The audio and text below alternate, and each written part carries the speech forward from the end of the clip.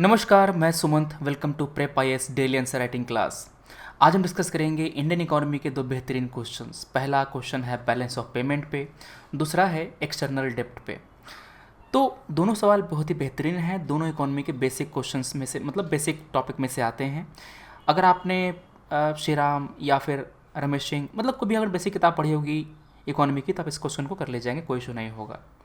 चलो, फिर भी हम एज्यूम करेंगे कि आपने अभी नहीं पढ़ी है और चीज़ें हम लोग एकदम शुरू से देखेंगे। सवाल पहला कह रहा है, what are the major risks involve in foreign borrowing, explain in context of India. ध्यान सुनना, इंडिया एक लेबर सरप्लस कंट्री है, मगर हमारे पास कैपिटल की स्कार्सिटी है।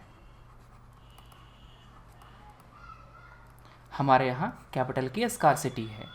तो सर, इंडिया अगर कैपिटल स्कार्स कंट्री है तो कैपिटल सरप्लस कंट्री कौन से हैं? उसमें आता है यूएस, यूके, यूरोप के जो कंट्रीज़ हैं जैसे कि फ्रांस, जर्मनी, इसके साथ साथ जापान, ये सब कैपिटल सरप्लस कंट्री हैं।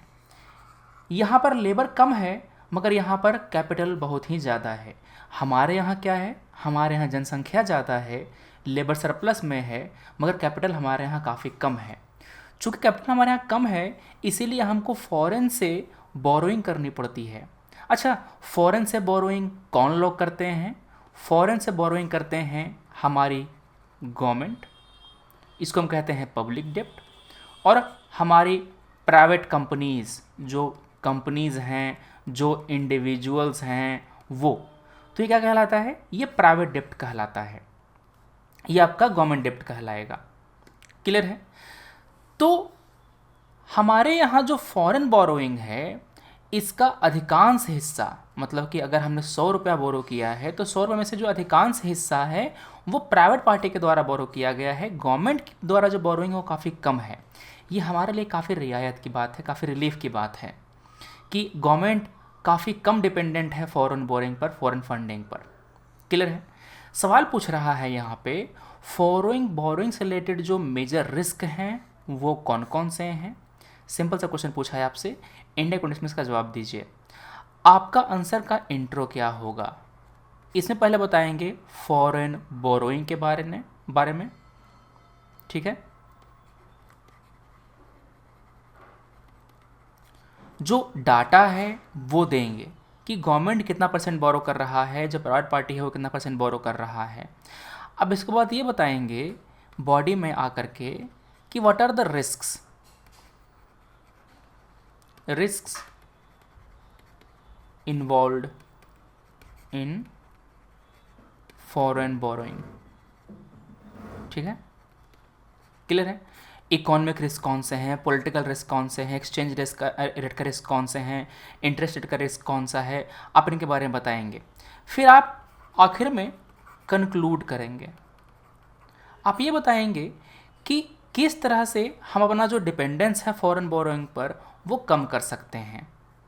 वे फॉरवर्ड क्या होगा ये बता देंगे आप। समझ गए? चलो, तो अपना जो आंसर है वो हम शुरू करते हैं। फॉरेन बोरोइंग या एक्सटर्नल डेब्ट, दीज आर द डेब्ट raise bye commercial and public entity of a country from other country और फॉरेन सोर्सेज। पर्पस क्या होता है? डोमेस्टिक फाइनेंसिंग करना होता है। हमारा जो डोमेस्टिक शॉर्टकमिंग्स, जो हमको पैसे की ज़रूरत पड़ती है, जैसे कि हमें ज़रूरत पड़ती है फॉरेन एक्सचेंज की, या फिर हमें इंपोर्ट कवर करना होता है, तो उसके लिए हमें ज़रूरत पड़ती है फॉरेन फंडिंग की, मतलब फॉरेन डेप्ट की। कई बार हम लोग इसलिए बोरो करते हैं क्योंकि जो फॉरेन फंड होता है वो चीप होता है। चीप का मतलब ये है कि उस पर इंटरेस्ट रेट काफ़ी लो होता है और वो लॉन्ग टेन्योर के फंड होते हैं। मतलब कि वो आपको 5 साल, 10 साल, 15 साल के लिए वो लोन दिए जाते हैं, वो काफ़ी चीप रेट पर।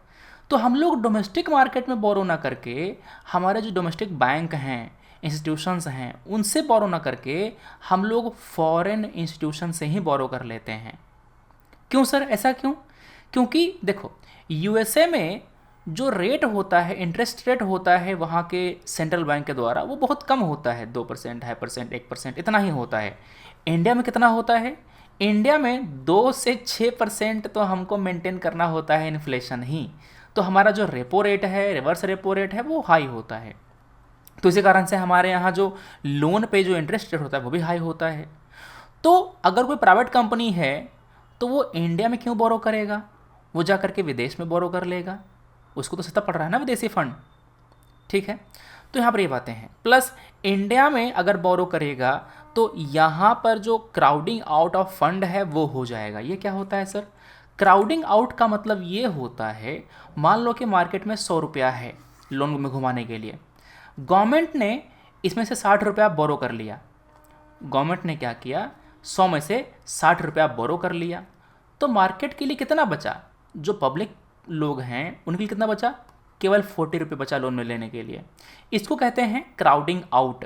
गवर्नमेंट ने क्राउडिंग आउट कर दिया किसको? जो प्राइवेट पार्टी हैं उनको। अगर गवर्नमेंट बोरो नहीं किया होता तो जनता को 100 रुपये होते ना लोन में लेने के लिए, तो ब्याज की दरें कम होती, इंटरेस्ट रेट कम होता हमारे डोमेस्टिक मार्केट में। तो इस तरह से काम करता है इकोनॉमी। अब देखो क्या क्या रिस्क हैं एसोसिएटेड फॉरेन बोरोइंग से। सबसे पहला रिस्क है इंटरेस्ट रेट का। इंटरेस्ट रेट वैरी करता रहता है। फॉरेन मार्केट में ब्याज की दरें घटती बढ़ती रहती हैं। मान लो कि इंटरेस्ट रेट बढ़ गया तो हमारे यहाँ की जो कंपनी है, लोग हैं, अगर उसको पे नहीं कर पाए तो वो डिफ़ॉल्ट हो जाएंगे। फिर हमारे यहाँ सिस्टमेटिक क्राइसिस आ जाएगा। फॉर एग्जांपल, अगर यूएस का फेडरल रिजर्व अपना इंटरेस्ट बढ़ा देता है, जैसे कि अभी देखो यूएसए में अभी 9% के आसपास इन्फ्लेशन है, इसे कंट्रोल करने के लिए यूएस का फेडरल रिजर्व है वो इंटरेस्ट रेट को बढ़ा रहा है बार बार लगातार। तो वहाँ पर जो इंटरेस्ट रेट है वो महंगा हो गया, तो जो फॉरेन फंड होंगे अब हमारे लिए महंगे होंगे। तो इस बढ़े हुए ब्याज दर को पे करना मुश्किल हो जाता है काफ़ी सारी कंपनी के लिए, तो डिफ़ॉल्ट कर सकती हैं। दूसरा है एक्सचेंज रेट ऑफ करेंसी। मान लो कि आपने बाई किया है, जैसे कि आपने $100 उधार लिया है, बोरो किया है, ठीक है ना। उस समय $1 की वैल्यू थी 70 रुपये। तो आपने कितना बोरो किया? 70 गुना 100, आपने 70,000 बोरो किया, आपको 70,000 रुपये लौटाने होंगे। मगर आज के दिन जो $1 की वैल्यू है वो तो 80 रुपये के आसपास है ना। अगर आपको $100 ही लौटाना होगा तब भी आपको 80,000 रुपये पे करने पड़ेंगे, ब्याज तो अलग से। समझ गए? तो ये सबसे बड़ा थ्रेट होता है कि हमारा जो एक्सचेंज रेट होता है करेंसी का वो फ्लक्चुएट करता है। खास करके यहाँ पूछ रहा है इंडिया के कंटेक्स्ट में, तो इंडिया एक डेवलपिंग कंट्री है, हमारा जो करेंसी होता है वो डिवेल्युएट होता है डॉलर के मुकाबले। समझ गए? तो अगर रुपये का वैल्यू गिरा तो हमारा जो लोन का अमाउंट है रुपये टर्म्स में वो बढ़ जाएगा। वहीं पर मान लो कि 80 की जगह पर अगर 85 रुपये हो जाए $1 का वैल्यू, तो हमें कितना चुकाना पड़ेगा? 85,000 रुपये हमको चुकाना पड़ेगा, और ब्याज अलग से। समझ गए? तो एक्सचेंज रेट के घटने से भी, मतलब इसके फ्लक्चुएट करने से भी हम पर रिस्क बढ़ता है, हमें ज़्यादा पैसा पे करना पड़ता है। We will have to shell out more rupees. अब आती है बात कॉरपोरेट बोरोइंग पर। कॉरपोरेट जो हमारा है, हमारी जो प्राइवेट कंपनी है, वो अच्छी खासी मात्रा में जो फॉरेन डेप्ट है वो लेते हैं, जो लोन है वो लेते हैं। ये काफ़ी तेज़ गति से बढ़ रहा है, आपको मैंने कारण बताया। अब इंफ्रास्ट्रक्चर सेक्टर, अच्छा देखो, मैंने बताया आपको कि जो फॉरेन फंड होते हैं वो लॉन्ग टेन्योर के मिलते हैं चीप रेट पे। मान लो कि आपको कोई पुल बनाना है, कोई फैक्ट्री लगानी है, तो उसमें तो टाइम लगेगा, प्रोजेक्ट बनने में टाइम लगेगा ना, तो you will need loan of long tenure. तो वहाँ पर इंफ्रास्ट्रक्चर वाले सेक्टर में, पावर, रोड, टेक्सटाइल, इन सब इंडस्ट्री में हमको लॉन्ग टेन्योर का चीप लोन चाहिए होता है। इसी कारण से इन सब सेक्टर में फॉरेन फंडिंग का जो एक्सपोजर है वो ज़्यादा है। समझ गए? दूसरा है सोवरेन डेप्ट रिस्क। अगर गवर्नमेंट ऑफ इंडिया लोन लेती है फॉरेन से, चुका नहीं पाती, तो सोवरेन डेप्ट रिस्क हो जाता है, मतलब कि गवर्नमेंट ऑफ इंडिया डिफ़ॉल्ट करने के कगार पर पहुंच जाती है। 91 में यही हाल था। हमारे पास इंपोर्ट को कवर करने के लिए पैसा नहीं था, हमने जो लोन लिया था उसको हम चुका नहीं पा रहे थे, इंडिया डिफ़ॉल्ट करने की कगार पर पहुंच गया था। वो तो खैर ठीक हुआ कि हमने रिफॉर्म लिए, आईएमएफ से हमने जो डॉलर है वो लिए, और फिर अपना जो अपना क्राइसिस बीओपी का उसको ठीक किया। अब आती है बात पॉलिटिकल रिस्क की। हमारे यहाँ जो पॉलिसी है वो चेंज होता रहता है। क्या होता है? जो पॉलिसी हमारे यहाँ पॉलिटिक्स की है वो चेंज होती रहती है। मान लो कि ट्रेड बैरियर को बढ़ा दिया गया, कोई ऐसी गवर्नमेंट आ गई जिसने ये कहा कि हम इंपोर्ट काफ़ी कम कर देंगे, एक्सपोर्ट हम बढ़ाना चाहते हैं। तो ये मतलब नीति तो ठीक थी, मगर कभी कभी आपने अगर बढ़ाया है ट्रेड बैरियर, तो जो फॉरेन कंट्री के लोग हैं वो भी बढ़ा देंगे। ट्रेड बैरियर का मतलब उसको बढ़ा देंगे, मतलब कि अपना जो इंपोर्ट ड्यूटी है वो कंट्री भी बढ़ा देगा, तो आपका एक्सपोर्ट घट जाएगा। अब मान लो कि किसी कंपनी ने एक्सपोर्ट करने के लिए लोन लिया है, तो उसका तो लोन चुका नहीं पाएगा फिर वो, तो इसमें भी रिस्क है काफ़ी ज़्यादा। क्लियर बात है? तो ये मेन रिस्क है। इंटरेस्ट रेट पे रिस्क है, एक्सचेंज रेट पे रिस्क है, बोरोइंग जो कॉर्पोरेट बोरोइंग बढ़ती जा रही है, सोवरेन डेब्ट रिस्क है, पॉलिटिकल रिस्क है। यही सब रिस्क आपको बताना है एग्जांपल देते हुए। समझ गए? अब आखिर में आप आएंगे कंक्लूजन पे। आप ये बताएंगे कि भले ही फॉरेन बोरोइंग एक रिस्क हमारे लिए पोज करता हो, मगर वो हमारे लिए एक ज़रूरत है। क्यों? क्योंकि India is a capital scarce country और वहाँ के लोन हमारे लिए सुटेबल होते हैं। ठीक है? तो ये बातें आप यहाँ पर लिखेंगे कि जो लार्जर लिक्विडिटी मार्केट है उसको कैसे कर सकते हैं हम लोग, प्लस अगर लोन हमको मिल जाता है रुपये डिनोमिनेटेड तो और बढ़िया। तो इस तरह का जो वे फॉरवर्ड है वो आप दे सकते हैं। समझ गए? अब अपना आंसर देखिए और सोचिए कि आपने इनमें से कितने पॉइंट अपने आंसर में लिखे हैं और कितने पॉइंट नहीं लिखे हैं, छूट गए हैं, तो उसको आप मार्जिन में लिख लीजिए। अगला हमारा क्वेश्चन है बैलेंस ऑफ पेमेंट के बारे में। पूछ रहा है what is meant by balance of payment, highlight the factors which give rise to adverse BOP and steps that can be taken to resolve it। इस क्वेश्चन का 3 पार्ट है। सबसे पहले बताना है आपको कि बैलेंस ऑफ पेमेंट होता क्या है, उसके बाद बैलेंस ऑफ पेमेंट खराब होने के कारण क्या क्या हैं, व्हाट फैक्टर्स आर रिस्पॉन्सिबल, दूसरा पॉइंट ये हो गया। तीसरा, क्या स्टेप्स ले सकते हैं बीओपी को ठीक करने के लिए। समझ गए? तो ये 3 पॉइंट आपको एड्रेस करना है आपके आंसर में। चलो शुरू करते हैं। क्वेश्चन का जो इंट्रो होगा वहाँ पर चुपचाप आप डिफाइन कर देंगे, डिफाइन बैलेंस ऑफ पेमेंट। उसके बाद इसके जो कंपोनेंट्स हैं लिख देंगे। मेनली 4 कंपोनेंट होता है, कैपिटल अकाउंट, करेंट अकाउंट, फिर एरर एंड ओमिशन, एक होता है आपका रिजर्व वाला। ठीक है? तो ये 4 जो कंपोनेंट होते हैं उसके बारे में आप लिख देंगे और फिर आप बताएंगे, बॉडी में आ जाएंगे, आप बताएंगे कि आखिर बीओपी एडवर्स कैसे बनता है, फैक्टर्स रिस्पॉन्सिबल, फैक्टर्स रिस्पॉन्सिबल। फिर बताएंगे what measures can be taken, किस में लिखेंगे? कंक्लूजन में लिखेंगे।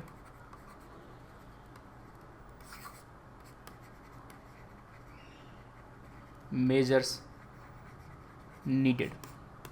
समझ के बात यहाँ पर? तो इतना आपको कवर करना है इस क्वेश्चन में, और आपको हर हेडिंग के अंदर कम से कम 5 से 6 पॉइंट लिखने हैं हेडिंग में। जैसे कि फैक्टर रिस्पॉन्सिबल कम से कम आपको 5 से 6 पॉइंट लिखने होंगे। समझ गए? क्योंकि क्वेश्चन है 10 मार्क्स का, आपको आंसर लिखना 150 वर्ड्स में। चलो देखते हैं।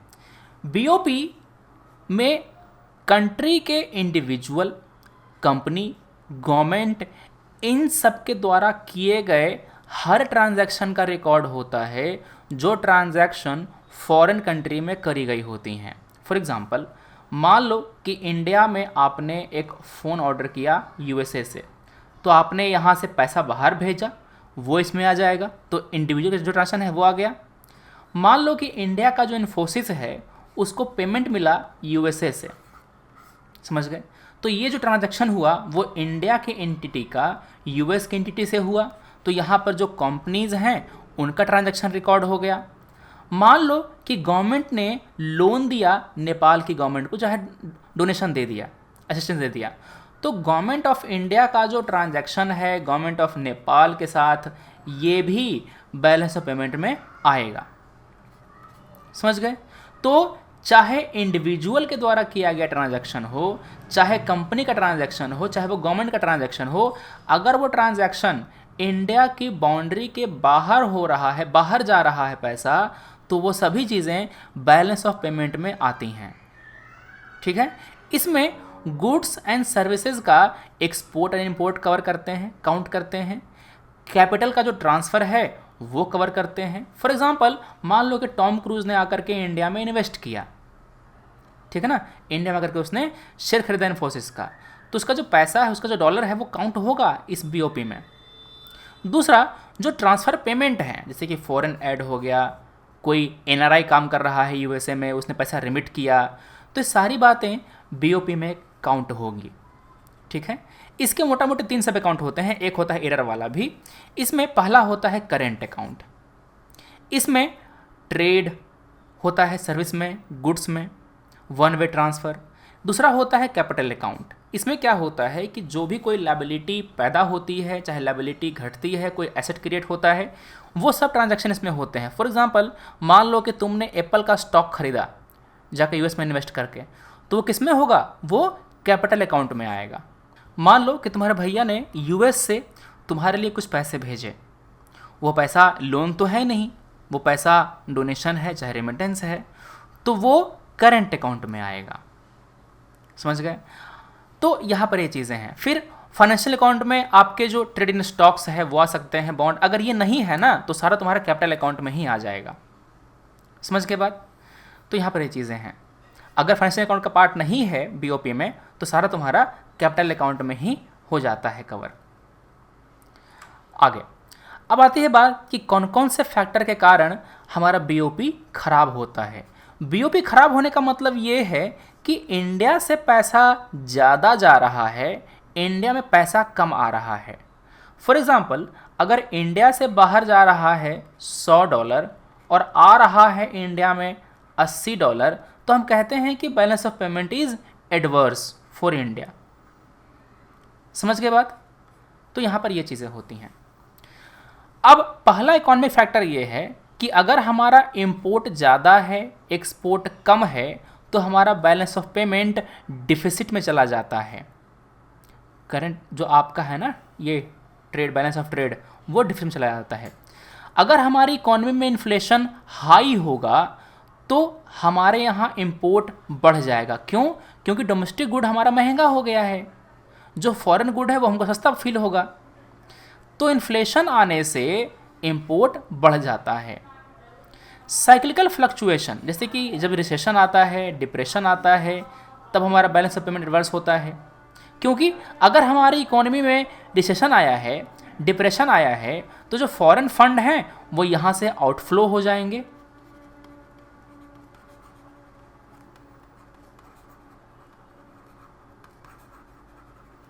समझ गए?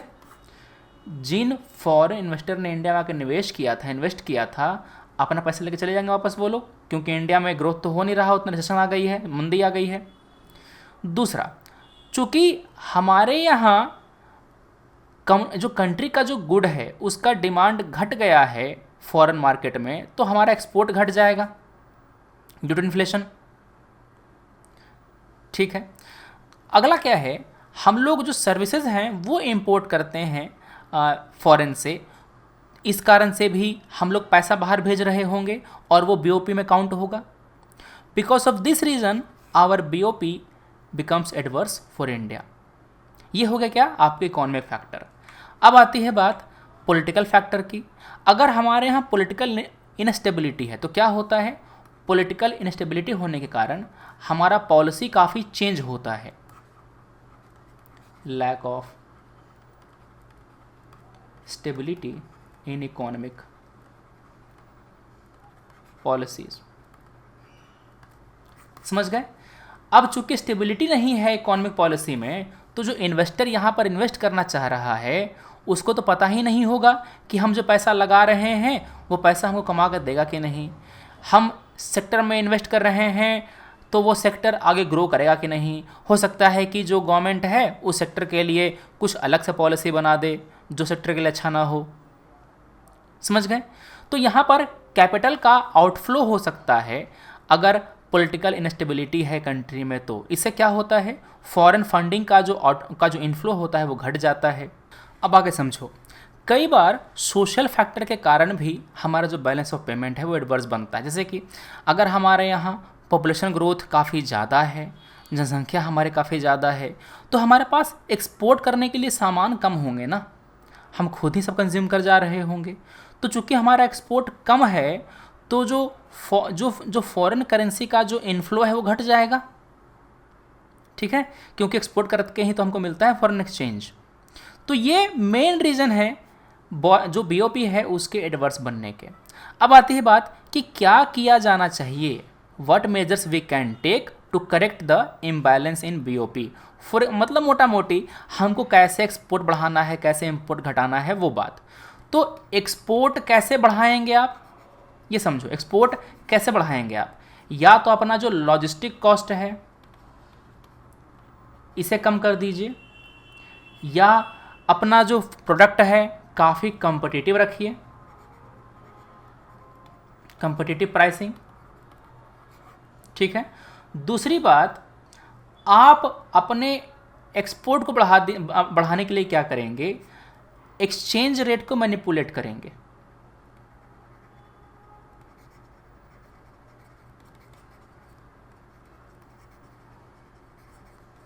फॉर एग्जाम्पल, चाइना अपने करेंसी को डिवैल्यूएटेड रखता है,